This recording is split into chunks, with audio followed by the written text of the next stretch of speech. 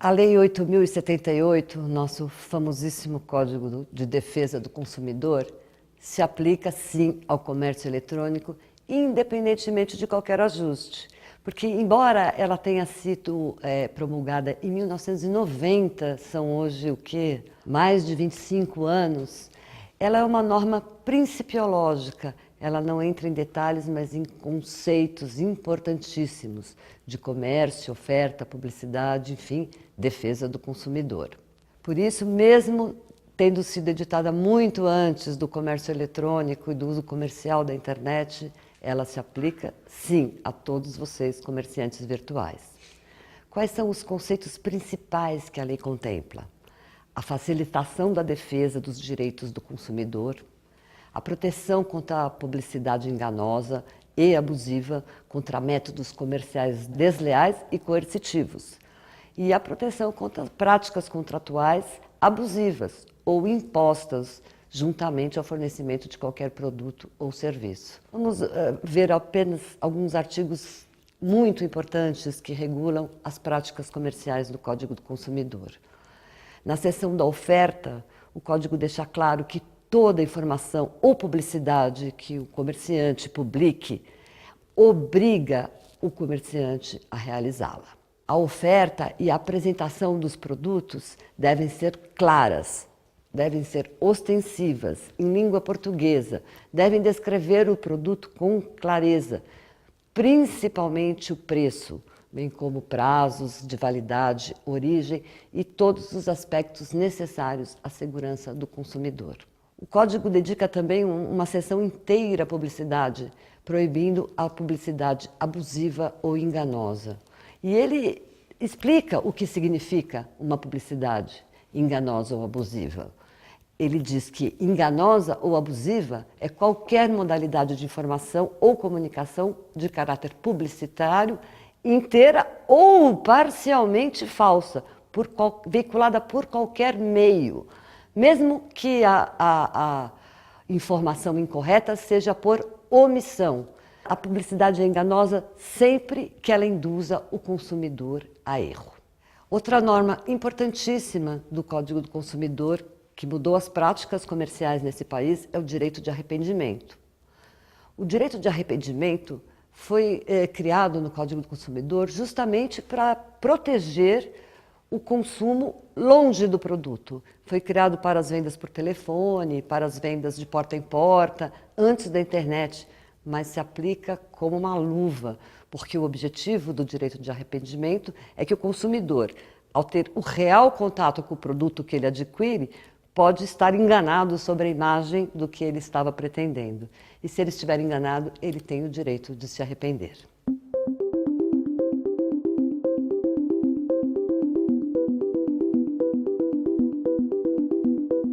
Existe uma legislação específica para o comércio eletrônico. Inicialmente, os legisladores pensaram em reformar o Código do Consumidor, inserindo algumas cláusulas e artigos específicos para o comércio virtual. No entanto, esse projeto até hoje não teve resultado na Câmara dos Deputados, no Congresso Nacional, em parte porque o Código do Consumidor é uma lei tão bonita, tão genérica e tão bem feita, que introduzir pequenos detalhes para atender a especificidades do comércio virtual ou de qualquer outra atividade comercial tiraria a amplitude de aplicação do Código do Consumidor. Então, ao invés de alterarem o Código do Consumidor, foi publicado um decreto-lei. O decreto-lei número 7.962 é de 2013. E ele adicionou algumas regras específicas para o comércio eletrônico ao nosso sistema legal. Ele regulamenta o Código do Consumidor, dispondo sobre a contratação no comércio eletrônico, abrangendo os seguintes aspectos: informações claras a respeito do produto e serviço fornecido. Ele exige o atendimento facilitado ao consumidor e reitera o respeito ao direito de arrependimento. Algumas normas são bastante específicas e estão de acordo com a avaliação que a Câmara Enet faz dos candidatos a participarem do movimento MPE. Como, por exemplo, a necessidade de um site que dê informações suficientes e corretas sobre a empresa, o CNPJ, o cadastro junto ao Ministério da Fazenda, o endereço físico eletrônico da loja e as características essenciais do produto, incluindo os riscos, a segurança e a saúde dos consumidores. Especificamente trata da discriminação de preços, das despesas adicionais, custos, toda a oferta tem que ser muito clara. Claríssimo também as restrições que você comerciante tiver para a fruição daquela oferta. O Decreto-Lei do Comércio Eletrônico também exige que o comerciante publique as condições integrais da oferta, incluindo as modalidades de pagamento, a forma e o prazo de execução de serviço ou de entrega dos produtos. Tudo isso em informações claras e ostensivas, com informações sobre qualquer restrição à fruição da oferta. O decreto prevê ainda que o atendimento ao consumidor deve ser facilitado e o fornecedor deve apresentar um sumário do contrato antes da contratação, das regras daquela aquisição e fornecer ferramentas eficazes para que o consumidor identifique e corrija imediatamente erros na sua aquisição em etapas anteriores, antes da contratação. Isto é, possibilidade de corrigir a compra, de retornar quando verifica no processo de aquisição virtual que alguma coisa não está de acordo com o que o consumidor pretendia. Exige a confirmação imediata do recebimento e da aceitação da oferta.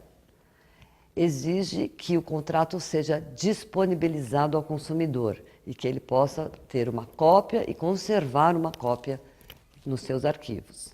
Ele exige também questões técnicas, que o fornecedor tenha um serviço adequado e eficaz de atendimento eletrônico, que possibilite ao consumidor resolver demandas referentes à informação, tirar dúvidas, fazer reclamações, suspender, enfim, um canal de relacionamento real e fácil, de fácil acesso com o consumidor.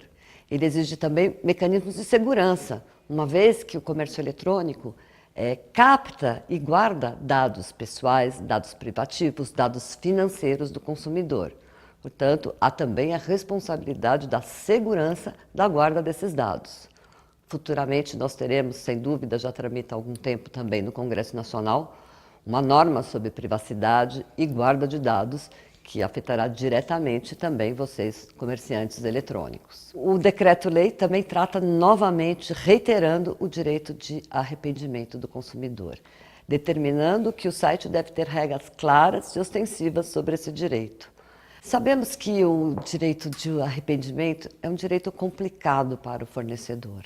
Você investe todo o seu trabalho em vender, entregar o seu produto corretamente e, no final, o consumidor pode se arrepender. É um custo que deve ser assumido e contabilizado na atividade do comércio eletrônico. Não só porque a lei determina, porque a facilidade para se arrepender, comprar, retornar, trocar, é um elemento essencial para a prática comercial do comércio eletrônico. A falta desses caminhos faz o consumidor se afastar e preferir comprar numa loja tradicional.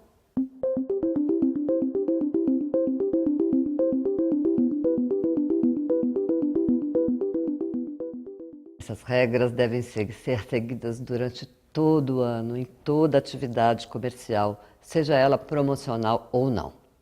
Para épocas de promoção, temos apenas projetos de lei tramitando. Temos um projeto de lei tramitando na Câmara Estadual de São Paulo, bem como um projeto de âmbito nacional. Esses projetos prevêem alguma espécie de indicação prévia do que seria a promoção. O projeto de São Paulo, por exemplo, ele exige que o fornecedor publique com 2 dias de antecedência as promoções, os valores que aplicará durante o período promocional. O projeto 628 de 2015 dispõe, inclusive, especificamente para a promoção Black Friday, controlando as promoções, os valores que serão ofertados pelos comerciantes. A lei federal, da mesma forma, regulamenta a publicidade dos valores promocionais, exigindo que o fornecedor indique, esclareça e mostre ao consumidor o preço médio do produto nos últimos 30 dias, nos últimos 60 dias. Tais detalhes estão em discussão. São normas muito específicas, normas que irão, se publicadas, limitar a atuação, dificultar bastante a liberdade para criar novas promoções no momento que você tiver produtos e condições. É por isso que a gente reitera que as boas práticas comerciais, a unidade do setor em prol de uma atividade de boa-fé, correta, transparente, evita os excessos de regulamentação que limitam a atividade comercial e restringem os lucros que os comerciantes podem obter.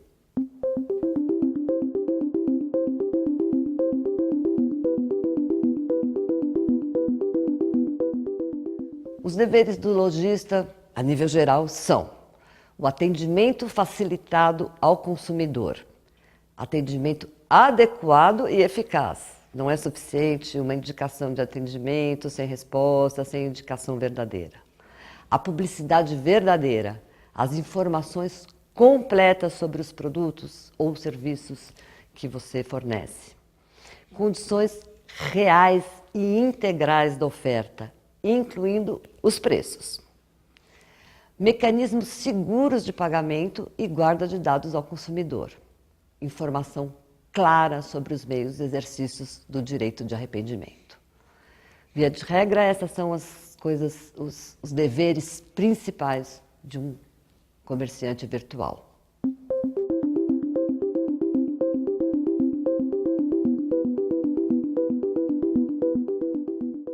O Código de Defesa do Consumidor definiu 7 dias como prazo de arrependimento. Esse prazo foi fixado pelo legislador justamente para que o consumidor tenha um fim de semana, que é um tempo mais calmo, onde ele poderá verificar se realmente era o produto que ele desejava ou se ele se arrependeu. Evidentemente, esse prazo começa a contar do dia em que o consumidor recebe o produto. 7 dias em que ele esteve com o produto. Também é um dever do consumidor, para exercer esse direito, que o produto esteja integralmente nas mesmas condições, não usado como ele o recebeu. Caso contrário, tendo já utilizado o serviço ou produto, não é possível mais exercer o direito de arrependimento.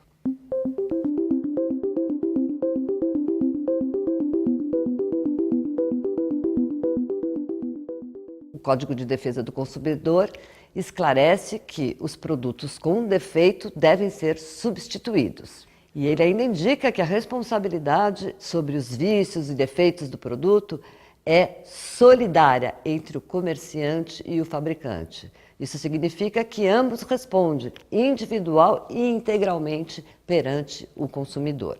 Caso o vício ou defeito não possa ser sanado ou não seja sanado no prazo máximo de 30 dias, o consumidor tem alternativas e pode exigir a sua exclusiva escolha. A substituição do produto por outro da mesma espécie, em perfeitas condições de uso, evidentemente, ou a restituição imediata da quantia paga, atualizada. E o abatimento, ou, uma terceira hipótese, o abatimento proporcional do preço. Esta é uma decisão exclusiva do consumidor que deverá ser respeitada pelo fornecedor. É claro que as partes, o fornecedor e o consumidor, podem convencionar ampliações de prazo ou outras opções, desde que em comum acordo, mas nunca num prazo superior a 180 dias. Esse é o prazo máximo de resolução quando o consumidor aceitar.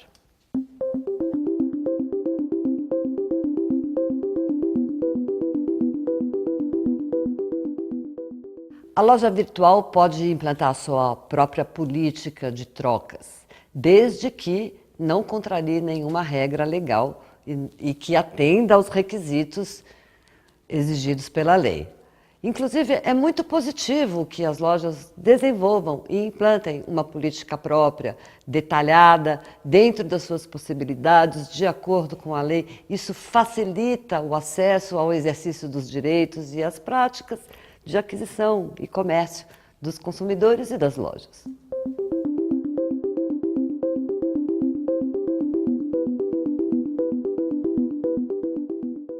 Uma das reclamações mais constantes dos consumidores diz respeito à entrega de produtos, tanto comprados nas lojas virtuais como nas lojas físicas. Diante de tantas reclamações, de tantos problemas, mais uma vez, a lei interagiu. E temos, sim, publicada no Estado de São Paulo, uma lei chamada a Lei da Entrega, é a Lei 13.747 de 2009. Segundo essa lei, o fornecedor deve disponibilizar ao consumidor diferentes possibilidades de horários, turnos e dias de entrega. A fiscalização e o cumprimento dessa lei é feita pela Fundação de Defesa de Proteção aos Consumidores, o PROCON de São Paulo. No fim do ano passado, a Fundação PROCON atuou mais de 77 estabelecimentos comerciais com base nessa lei, sendo 57 lojas online e 20 físicas, pelo descumprimento da lei de entrega. Entre 2009 e 2013, de acordo com os dados do PROCON de São Paulo, foram aplicadas no Estado mais de 560 autuações por descumprimento da lei de entrega, que resultaram numa arrecadação superior a 50 milhões de reais. Em 2013, a lei foi alterada para aumentar a proteção ao consumidor, devido ao fato de que não estava sendo eficiente. Então, 560 autuações só no Estado é bastante. A alteração estabeleceu que os fornecedores de produtos e serviços, que já eram obrigados a fixar uma data de turno para a execução da entrega, são proibidos de cobrar qualquer valor pela entrega agendada. A lei de entrega prevê que o consumidor tem direito de agendar o dia, o turno, manhã, tarde ou noite da entrega, para que ele esteja presente no local e no momento da entrega. A lei é válida para qualquer empresa que comercialize produtos ou preste serviços em São Paulo, mesmo que ela esteja sediada em outro estado da federação. Mas ela não especifica um prazo mínimo. Muito se disse sobre a lei da entrega paulista colocar as empresas paulistas em desvantagem comercial perante as outras que não teriam que responder a esses turnos e horários específicos e nem dispor de um agendamento. No entanto, nos últimos meses, nos últimos anos, temos tido a reprodução dessa lei em vários outros estados. No Rio de Janeiro, em Minas Gerais, no Amazonas, no Mato Grosso do Sul. Vigem leis de entrega semelhantes. Cada um tem uma legislação específica, mas as diretrizes são as mesmas. E provavelmente, se as coisas continuarem dessa forma, teremos uma legislação nacional. O que a lei exige é que os prazos sejam claros, viáveis e principalmente cumpridos. O mais importante sempre, eu vou sempre reiterar, é que vocês, fornecedores, sejam claros e cumpram o que prometem. Não existe nenhum interesse em prometer uma entrega em 2 dias se ela não vai acontecer. É muito melhor saber que ela só vai chegar em 5 dias. Oferecer uma entrega em 2 dias que não será viável é perder o seu consumidor. Em prol de uma única venda, não vale a pena. A lei traz diretrizes muito específicas, mas o importante, fornecedor, é você saber fazer um trabalho transparente e consciente. Forneça prazos de entrega certos e seguros, que possam ser cumpridos. Faça promoções realmente que interessem ao consumidor, a você, aos seus estoques, que ambos os lados fiquem satisfeitos. E quanto à entrega e à logística, nas épocas promocionais, Natal e Black Friday, seja consciente, porque as entregas, a movimentação são diferentes, mais difíceis, e o consumidor está na expectativa. Não frustre a expectativa do consumidor, ele continuará comprando com você.